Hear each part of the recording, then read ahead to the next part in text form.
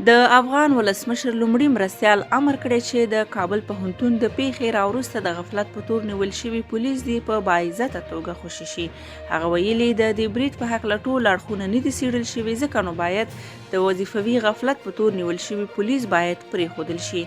هغه ویلي پوره نه ده څېړل شوي چې ستونزه چیرې وه، غفلت او تېروتنه چا کړې، نو ځکه د 14 پولیسو افسرانو ایستل کول د منلو وړ نه ده. د کابل پوهنتون پیښه چې پکې لسګونه کسان شهیدان او ژوبل شول یو لړ غبرګونونه راوپارول او د کورنیو چارو وزارت د دې برید په هکله د وظیفوي غفلت په تور له دندو لرې او توقیف کړل.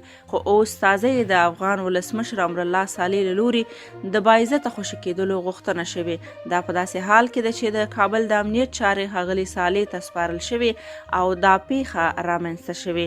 د افغانستان ولسي جرګې له لوري د کابل امنیتي مسؤلین او ښاغلی صالح استجوابیه غونډې ته غوښتې. هغوی پر دولت انتقاد وکړ چې د امنیتي چارواکو او اړوندو مسؤلینو صلاحیتونه یې اخیستي او خپلو کارونو ته یې نه پرېښودل کیږي.